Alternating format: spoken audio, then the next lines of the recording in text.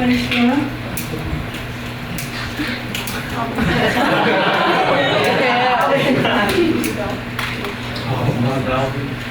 we'll be lighting the Christ candle. Jesus is the light of the world. Come and be a part of it.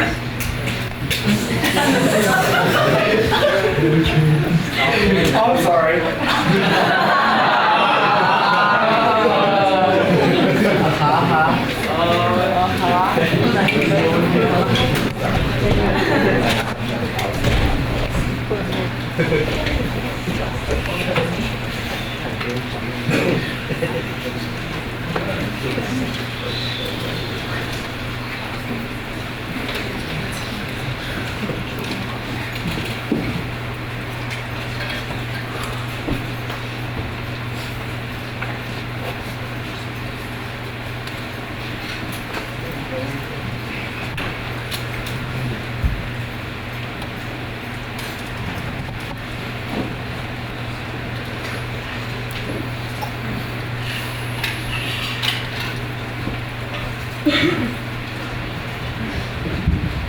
My name is Ian. My name's Owen. When I say rip, you say pull. And when Owen says seniors, you say Vespers. Rip, Pull. Senior. Vespers.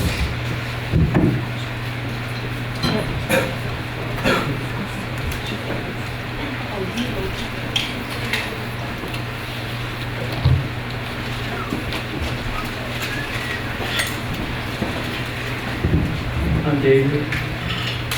and Leon. Let us bow our heads and pray.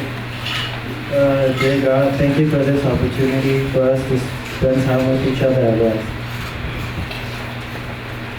I hope that everyone had a good week together with family groups, public mission ponds, campfires, and other activities. We pray for a safe ride back and wish everyone a successful school year. Amen.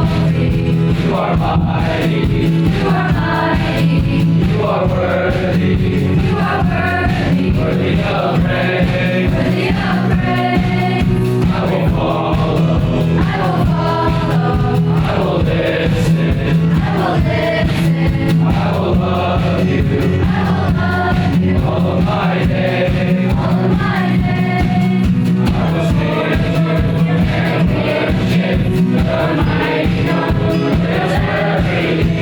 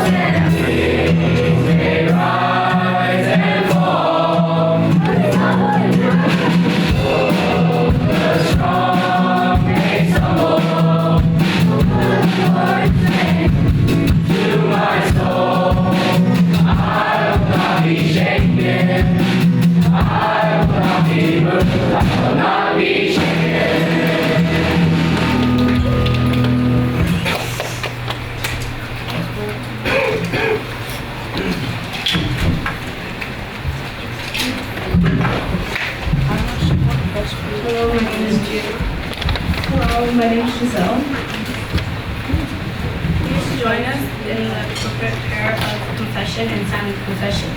We are deeply sorry for being untruthful, unfaithful, unkind, and for being deceitful toward one another. As humans, we will continue to sin, but we will also improve on our self-worth and actions towards others. There will still be times where anger takes over and influences our actions, but there will also be times where we reflect and learn from our mistakes and move forward. We also hope for forgiveness from the people that we have hurt, and especially from God. We are bound to be accountable throughout what our future holds for us. We are sorry for not spending a valuable time with the ones we love. We should value each person we encounter because there is always a lesson to be learned from others. Never take the people around you for granted. You never know when they can leave your life.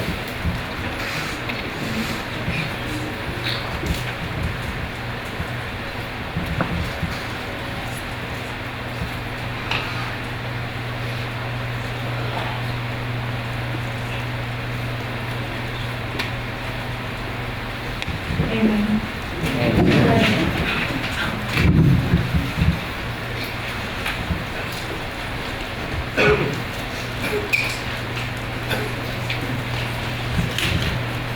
Hi, my name is Tracy. God understands we commit sin and make mistakes. May we ask for forgiveness and keep loving those around us.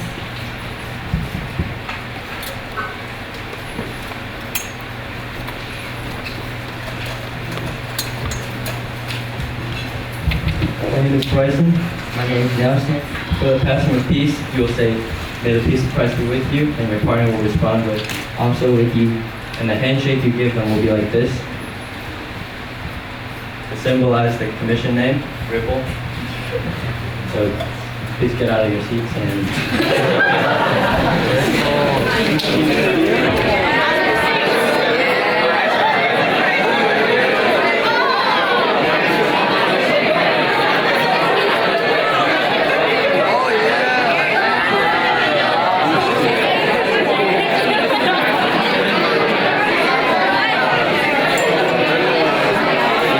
Christ with you.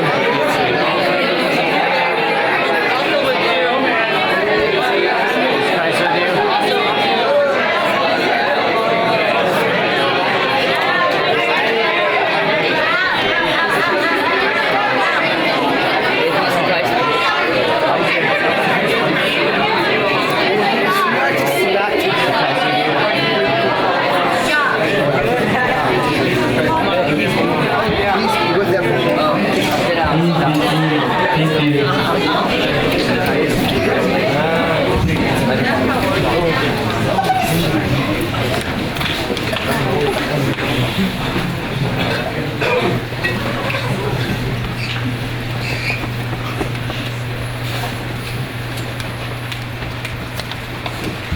My name is Tommy.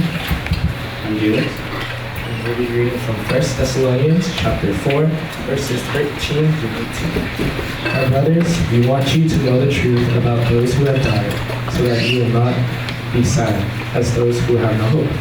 We believe that Jesus died and rose again, and so we believe that God will take back with Jesus those who have died believing in him.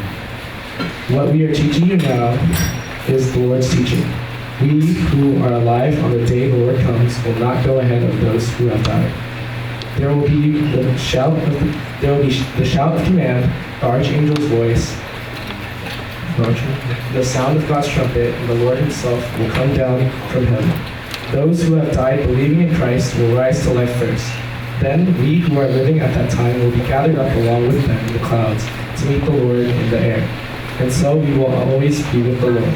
So then, encourage one another with these words.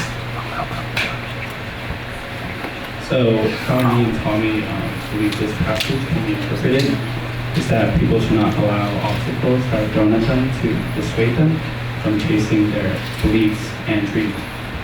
Just like how the Bible is telling the both Christians that they will go to heaven when they die before those that are still alive.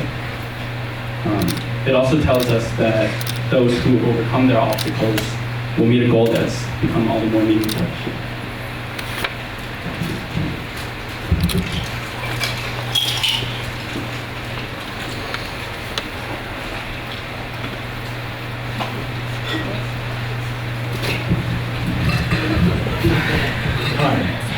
my name is Josh. As you know, I'm one of the senior leaders here. And for our first speaker tonight, though they may seem silent, this person can also be deadly. This person really stands out in a bunch of weird people. This person's been here since the beginning, since 6th grade.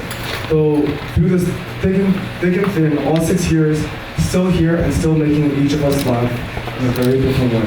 So we may not expect. His sly comments and his words of random wisdom really give us arguably a different dynamic. And so this person also really embraces who they are, always pointing out their lovely figure. So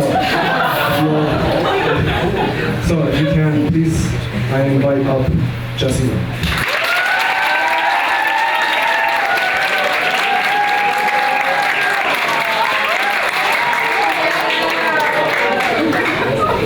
My guys.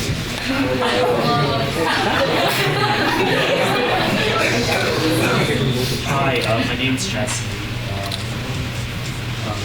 I guess you guys may know this. We died in this training once, but not really.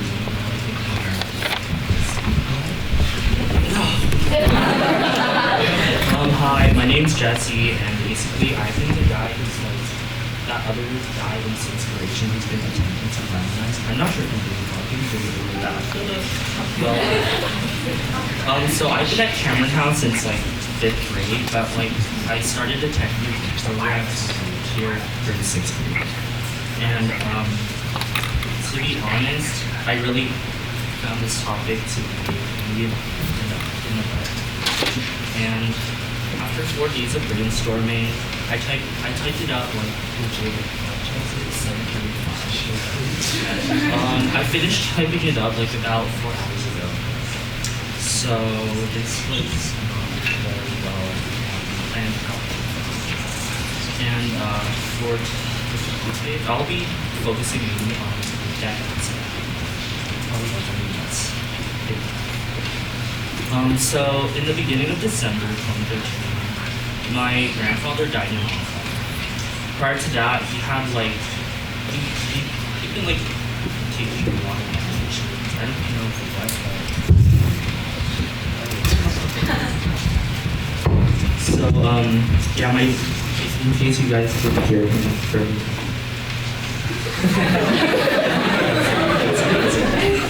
So, my grandfather died in the beginning of 2013 in Hong Kong. And prior to that, like, we've been on several medications. I don't know what for, but I know for sure, like, diabetes and some other stuff. And yeah, so like, before he died, my aunts told me that he'd been like admitted to the hospital for something, and like, he was not really happy about being in the hospital because of it. And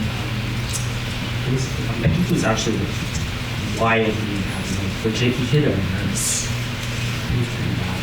And like, he'd always been like the pacifist of my grandparents' age. So like, he'd always be the nice one, whereas my grandmother he would be the low-key abusive one. So yeah, that was a very big phenomenon according to my aunts. Yeah. And so as a result, they just decided to like let him lay out and things happen. So like, they cut his dietary restrictions and just like let him stay home.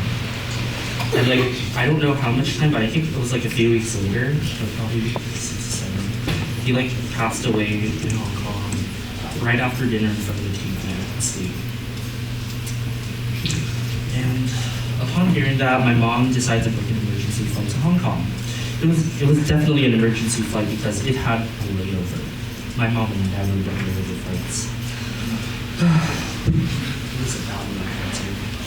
But so yeah, I like boarded the plane pretty early at like 9. Arrived at Vancouver at 12, and then I arrived in Hong Kong at 11 p.m. And I arrived at my grandma's house at 1 a.m. fifth graders don't stay up at 1 a.m. The funeral was on January 3rd, and it was a cloudy day. Like, before commuting to the funeral home that, like, was gonna host or whatever, we had, like, dim sum at this, department store. Like, basically, a lot of I'm getting confused.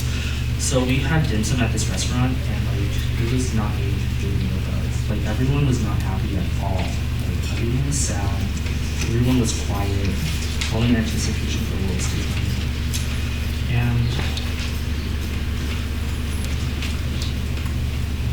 And like after that, it was the funeral. And at the funeral, there were like a lot of people, but most of the people I did not know. And I was a little surprised by how many people came. Like there were a lot of people. It's sad though, because like I never got to meet my grandfather like they did because I was just like 6th grader. Who, like probably came back every 2-3 years. So that was sad. Looking back on it. But personally, his death didn't really affect me because I didn't really know it too well. On the other hand, I think my mother was really affected by his death. And like legit, every year I'd be flying back to Hong Kong to visit my grandmother and my aunts. Mainly my grandmother because she's white too. So yeah, my mom has always been very family oriented. So like she would visit every 2-3 years. But like because of that death, because of my grandfather's death, she felt that I did not get to visit him enough, so like I didn't know too well.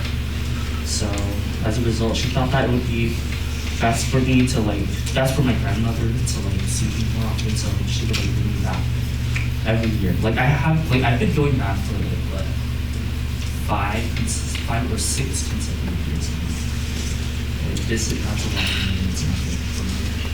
Or my mom's baby. But yeah, my grandfather had talked a lot about like stuff he wanted to do with me, like bring me up to the mainland to like, visit certain houses, or like to visit some of his friends. Never ever got to do that because like how young I was back then.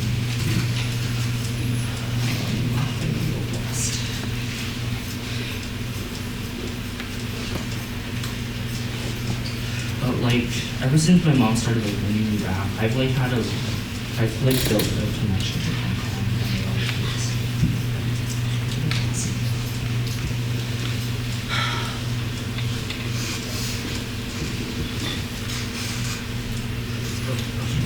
Ever since I started visiting Hong Kong more often, I've been in closer contact with my relatives in Hong Kong. Like we would like message pretty often, like at least once a day, and sometimes video call once or twice a week. Each visit I make back to Hong Kong is special because I like talking to my relatives a lot, and I get to know them a lot better.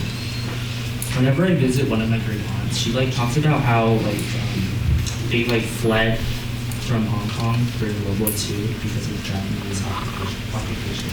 I don't know, I always thought those war stories were really interesting, but I don't know. I guess it was one of the things about me.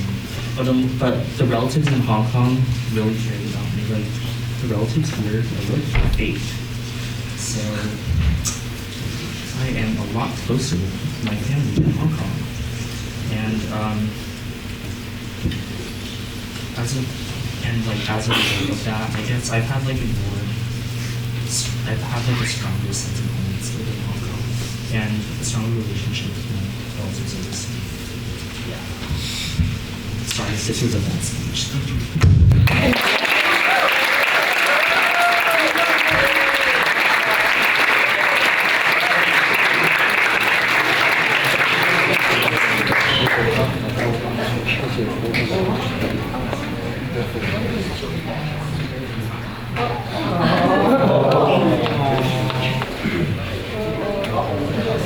My name is Lauren G, and right now I'm at Westminster Woods, even though probably right now when you guys are watching it, I'll be at school, because San Mateo District County. Anyways, so I'm going to be introducing today a girl who I've known ever since 2nd grade, and who's always had my back through everything. So how we met was really weird. The first memory I have of her was us going to the bathroom together, like before camp even started, or before we left Cameron House. And then we saw each other and we were like, hey, I recognize you. Were you here at camp last year? And then we were like, no. But then, yeah, we probably just don't remember. But ever since that first encounter.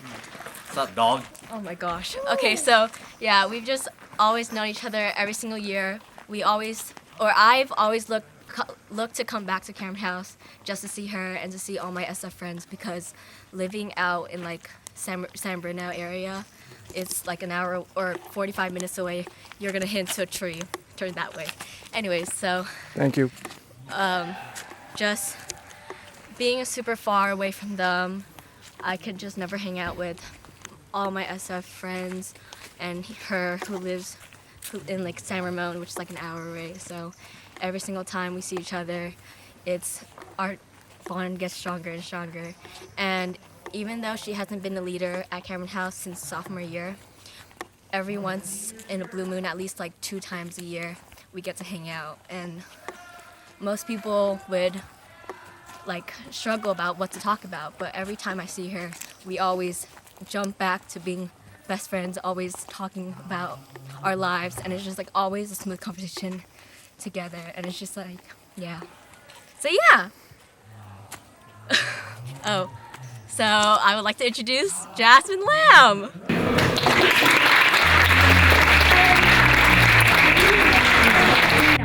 My name is Jasmine Lamb, and I'm currently a rising senior at Jordy Valley High School in San Ramon. I've grown up attending Cameron House summer programs, 8 years as a camper and 2 years as a summer leader. Originally, I joined this camp because we had a family friend attending Cameron House, and I started in first grade, and I didn't have many friends or any social skills in general. I don't quite remember how it was like in first grade, but I feel like I was sort of how I am now, in which I'm shy with my first interaction, but as I get to know someone more, I become more comfortable and talkative. So it isn't a surprise that until I started to interact more with my leaders and other campers that I finally felt like I had a place where I belonged. I have met so many people throughout the years that I've come to call my close friends. I also met one of my best friends, Lauren G., when she started attending camp in 2nd grade. Though far in distance, specifically an hour and 20-minute BART ride, roughly, both Lauren and I still continue to maintain a close and tight-knit relationship, and our bond only gets stronger every time we see each other. Going through Cameron House programs has truly made me realize how much I've grown as a person.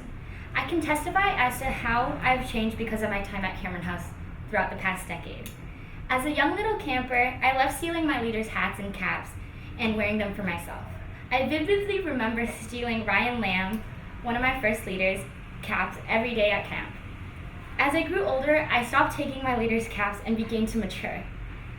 With Lauren, we began going to the restroom every day before we had to leave to go to our designated site.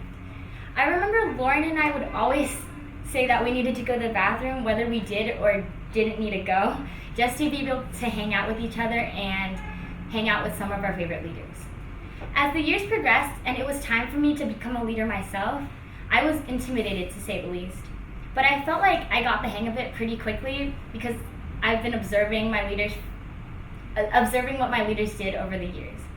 I think that I've truly grown and come a long way in my Cameron House journey, from stealing hats from my leaders to becoming the leaders I always looked up to.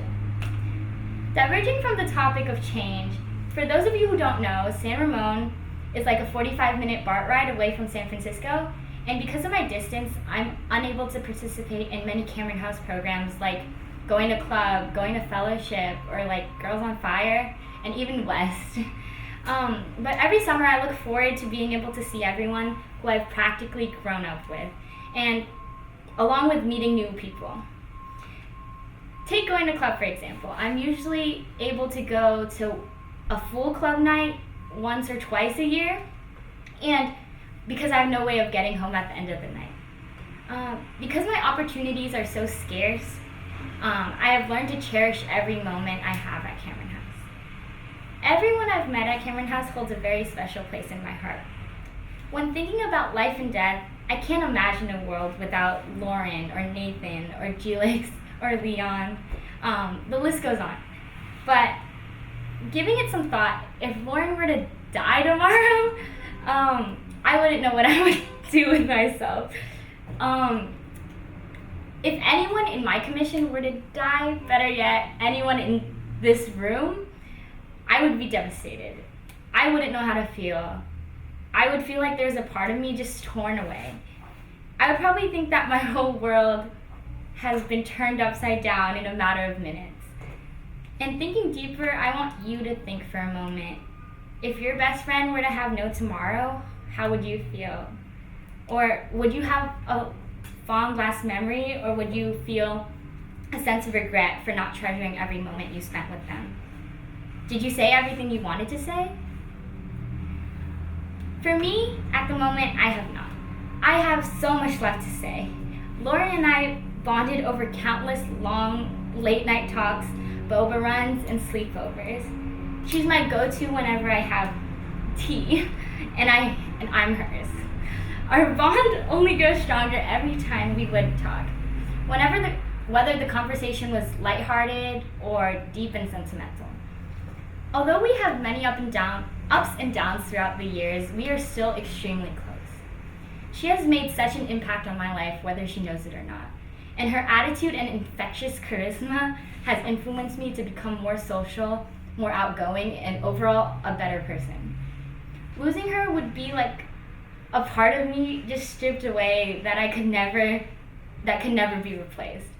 She is my partner in crime. I guess what I want everyone to take away from this is to not take anything for granted.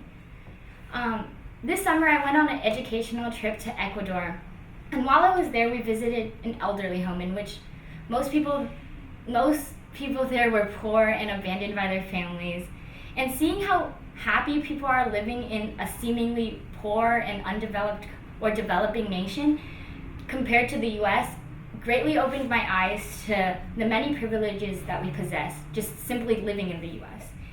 And we have so much, and most of us don't realize how much we actually have. And I'm not only referring to materialistic items, but also time and memories. So cherish every moment you spend with your family, your friends, your commission, because when it's all over, you're gonna wanna look back and reflect on the good times. Thank you.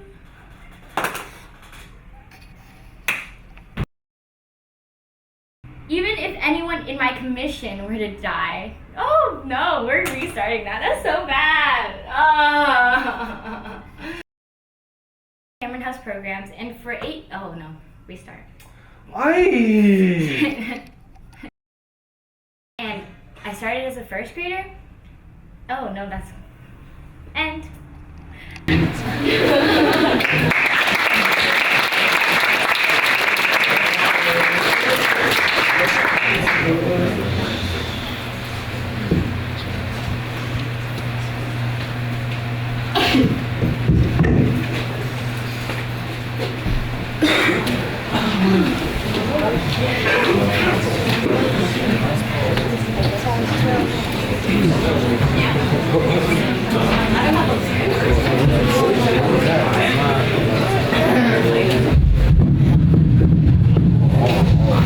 Sorry. We would like to invite everyone to stand up, please.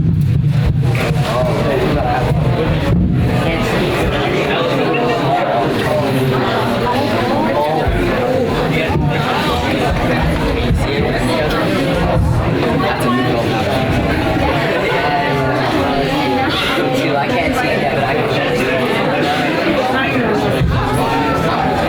Oh, you see it? Yeah, I can see it. Like, oh.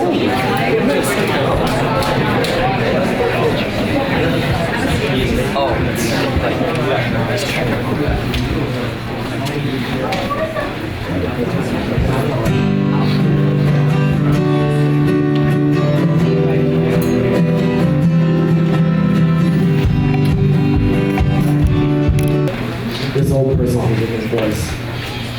So, for our next guest or our next speaker, how much has this person grown? I remember him as a 4 foot tall 6th grader. This person was always looking for attention and always liked to scream, "I'm a distraction!" And always sometimes being called Goomba, like one of those in Super Mario. Throughout his time here at Cameron House, he is now what, 5'2"? Right, so grew a foot, right? Well, even though he has grown only so much physically, he has grown a lot mentally. Especially within the past year, this person's mentality and his bond with other people has grown a lot and a lot stronger. And with that, please welcome up David Paul.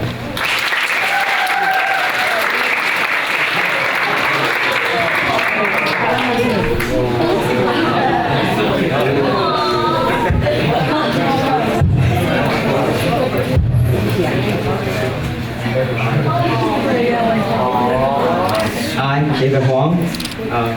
There's something that not many people know about me. My parents and I never have gone on good terms.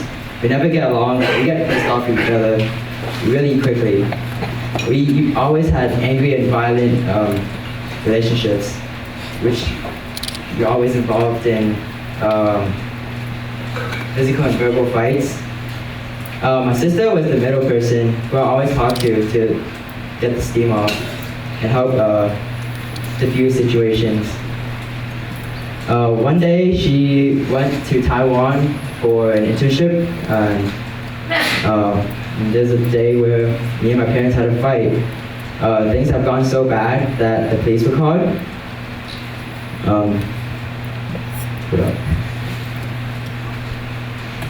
And this is the life that I've been living. Last year during June, my dad and I got in a very bad fight. My sister was in Taiwan. My sister was in Taiwan, and she wasn't there when the situation escalated. Police were called. I was taken to the hospital, and soon after, I was taken to the Youth Guidance Center, otherwise known as Juvie. I had to lie to my summer department where I was, and I was sick, and I didn't know how long I was staying there.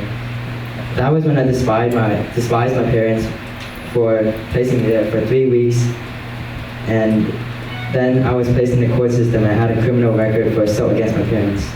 My time at Juvie made me hate my family even more. When I got released, I was placed in home detention and was living in a group home. A lot of my privileges were stripped from me, and I was not allowed to have any more contact with my family. When I was in a group house, my judge allowed me to go back to Cameron House where I was going to continue SLDP under very strict supervision. When I came back, I was welcomed by the community and had hundreds and hundreds of texts wondering if I was dead. That stung and made me despise my parents even more and hate my life with my parents because the people I care about were wondering where I was and if I was still alive. In the group house, I started realizing I need my family. They paid visits, they brought home cooked food. That was an essential factor with my situation. I missed the home cooked meal. I was sick of eating American people food made by people that cooked terribly. When I was in the group house, it was very embarrassing. I had to leave the house with kids that were like the opposite of me inside a white van.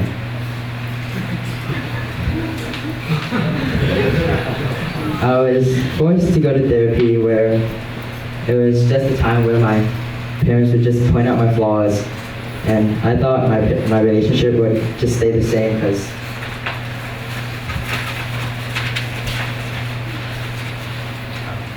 things weren't changing, and it was just all accusations pointing towards me, and I had no say during family therapy. My sister took time away from school to talk to me and tell me that they have a loving, they love me in an odd way, and there's a lot of miscommunication. I was given home passes for a certain period every week. These home passes let me reconnect with my family and have actual conversations with them, something that we have never done. The life I had previously had with my family was ending. This year, I got out of the court system and had my file and records sealed, which I was glad about. This gave me a new understanding of why we argue and fight so much. It's probably because of my garbage Chinese and how their choice of words would come out as offensive. My sister, Cameron House, family, therapy, and friends helped me start the healing process and getting to know my family better.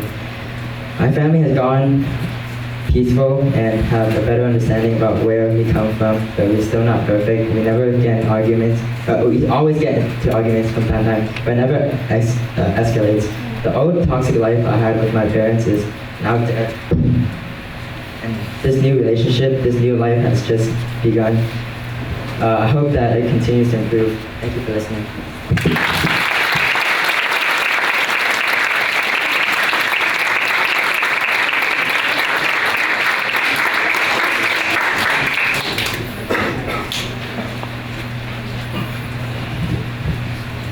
Hi, I'm Bonnie, and I met this person when we had orchestra together in 6th grade because we just happened to sit next to each other. In the beginning, we picked up each other's erasers and other things that fell off music stands, and eventually we actually started getting to know each other by talking, hanging out after school, and eating lunch together.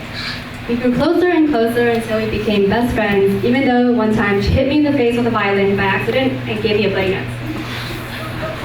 For the past 6 years, this person has always been on my side, from facing the consequences of my lactose intolerance to dealing with my life problems. This person is very kind, fun to talk to, supportive, but kind of dumb because she decided to take 5 APs in her senior year at Lowell. But just kidding, she's really smart. This week wouldn't have been the same without them. Please welcome Mia Chen.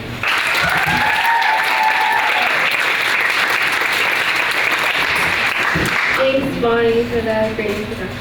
I'm Mia, and as she said, I'm going to go into my senior year at Lowell. So when my grandma passed away early last year, I honestly didn't know what to feel. On one hand, she was definitely important to me. She had been a constant in my life, always there at family gatherings no matter what. I knew that she loved our family. She would always ask how we were, and she always gave all the children New Year's red envelopes, even though she was old and didn't have much money. However, I never got to really connect with her on a personal level because of many factors, from our language barrier, our age gap, or her hearing issues. Our limited interactions were usually just through a proxy like my dad, and it was just questions about like how old I was or what grade I was in. I never got to learn much about her life because I felt either too awkward or too shy to ask. To be honest, when he told me, I couldn't feel much of anything. I just felt numb. However, that all changed when we attended her funeral. Slideshows of pictures I had never seen before played on the TV of her as a young woman in China. My uncles and cousins began to read stories about her that I had never heard before. She was a really resilient woman who had faced every obstacle life threw her. For example, her husband, which is my grandpa, passed away when my dad was about 13. He was the main source of income for the family, and she was left to figure out how to raise her 6 teenage children on her own. She decided to secure a better future for her family, and she left China, which was the only home that she had ever known, and she endured a tough journey bouncing around from country to country until she finally found a place to settle down in San Francisco. She was also really kind, loving, and generous.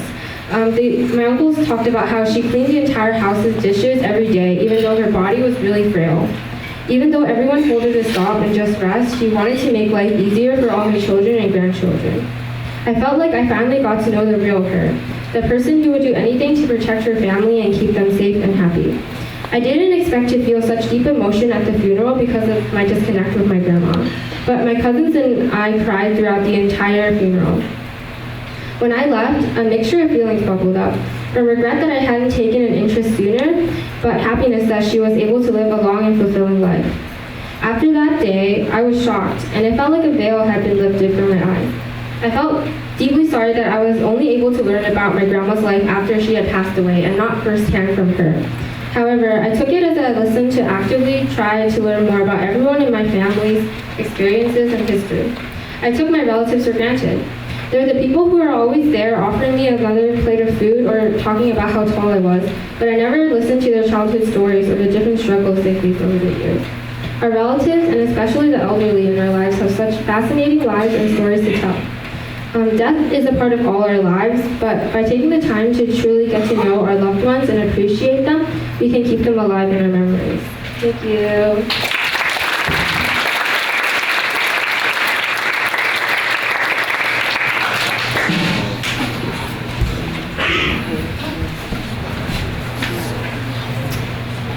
Now, this one has grown as well. This may sound very familiar, but this kiddo was once small and cute, dangerously cute to some people. Or, that's what I heard. Now, maybe not as cute as back then, this one has become a mature-ish young person. This person always, at every year at West, always wants this specific bun, the one that's on top of mine. And from the 6th grade, there will be a fishing line with snacks coming down to me. And they're like, what the hell are you doing? It's like, I'm trying to go fishing for you. It's gone from that till this morning, where there were gummy bears and then water on my face trying to wake me up. This person has been with her group since the 6th grade, since the very beginning, and of course has been through the summer programs since the 1st grade as well. And so, as one of the 4 Stooges, please welcome up Owen Creed.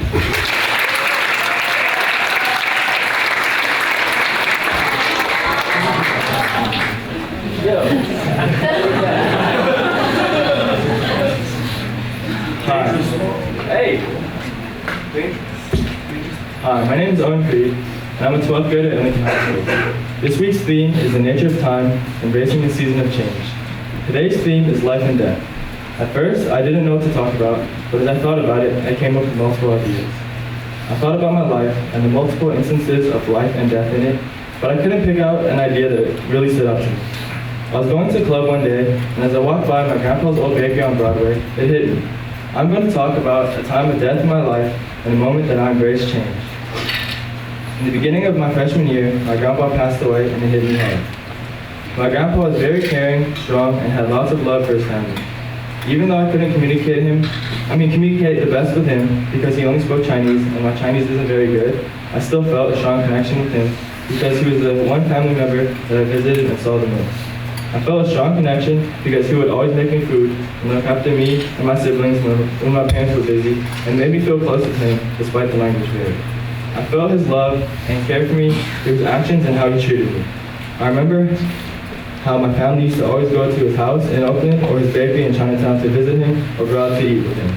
When we ate together, he would always put food on me and my siblings' plates and make sure that we ate enough and were full. It was around this time, 3 years ago, that my grandpa was admitted into the hospital. He was in the hospital for roughly 2 months, and during his time, we went to visit. There were lots of restrictions and rules. He was diagnosed with tuberculosis and a few other diseases which quickly deteriorated his health and made it harder to visit him. When we saw him, my family and I would say hi, talk for a bit, but it was hard because he wasn't always conscious or in a good enough condition to speak. But I could tell when we were there, he appreciated our presence and support. It hurt me to see someone I looked up to my whole life suffering, and I couldn't do anything about it. During this time, partially due to the transition into high school and the passing of my grandpa, I wasn't doing well in school. I wasn't used to the different type and amount of work, so I quickly began to fall behind, and my grades began to drop. I was frequently late and avoided attending class, and I got in a lot of trouble with the school and my parents. I began to use his death as an excuse as to why I was doing poorly and began to accept it as who I am. This went on after a while until I hit my all-time low. I got a truancy letter, which was a result of me not going to class enough. My parents would get in trouble for something that I did. I knew then that I had to do something about it and that I had to change. I took a good look at myself and made the decision that I had to stop using excuses for my problems. I had to get to the root of the problem, which turned out to be myself. I realized that if my grandpa was still alive, he wouldn't want to see me like this, and that he would want to see me succeed and do well in school. It helped me change the constant solution of avoiding my problems and helped me overcome them. With the passing of my grandpa, it forced me to face my problems and overcome them to change for the better. Change is the only thing you can't predict, and nothing stays the same. Learning to adapt and accept the change takes hard work, but in the end, the outcome is better. Thank you.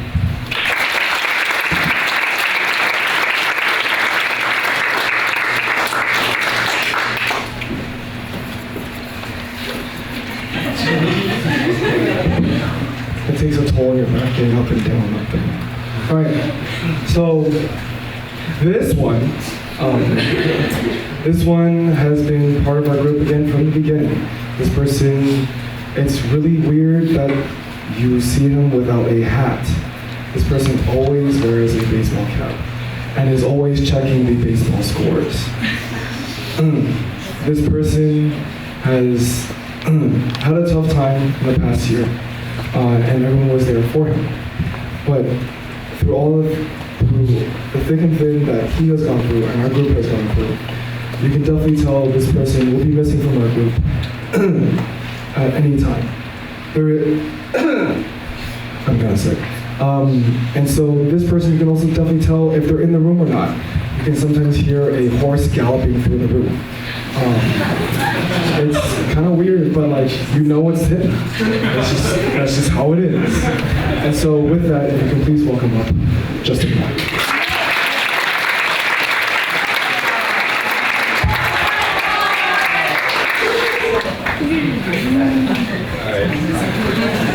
Hello, and my name is Justin Wong, and I'll be a senior at Donaldina High School. This is around like my 15th time at West, but I've been a part of Cameron House and PCC community my whole life. But it all officially started in first grade when I attended Cameron Ventures. My family has been a part of Cameron House community for a while. My parents and grandparents actually both met here. But unlike some people, I'm not related to anyone else.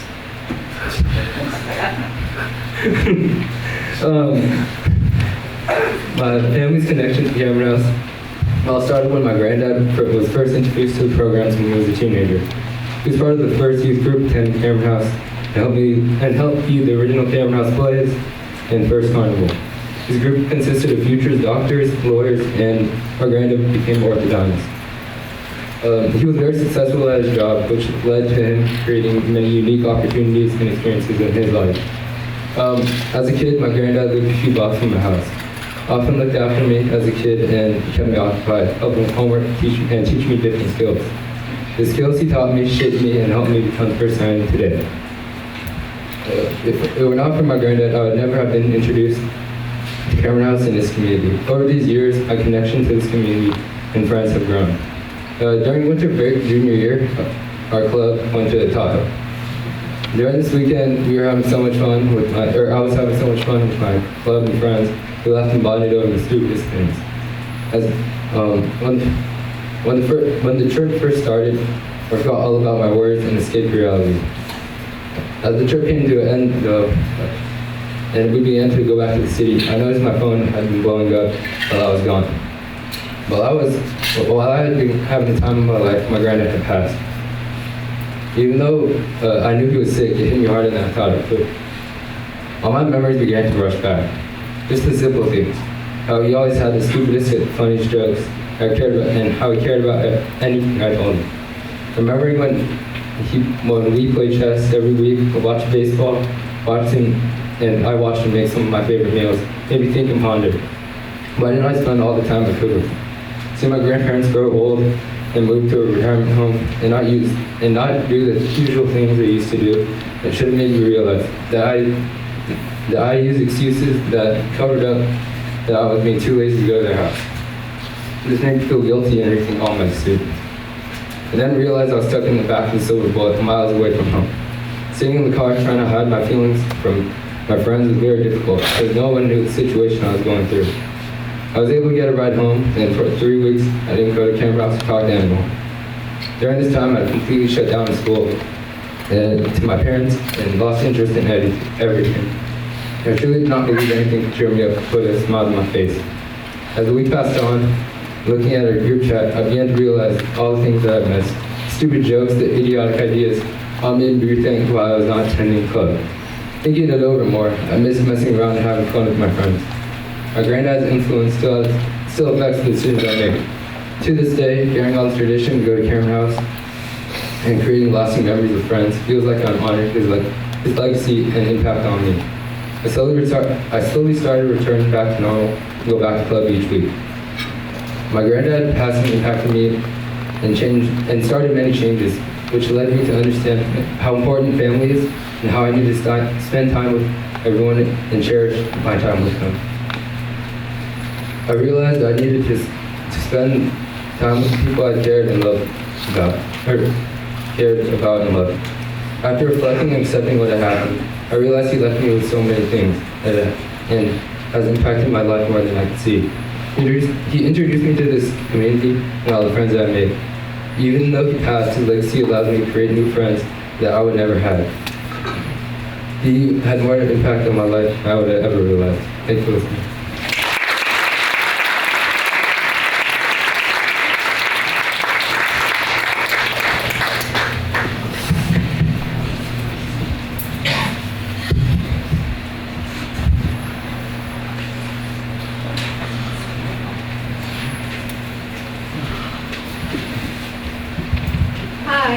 My name is Allison Chen. My name is Julie Chow. And I'm Allison Tong. Are there any joys and concerns for our community here?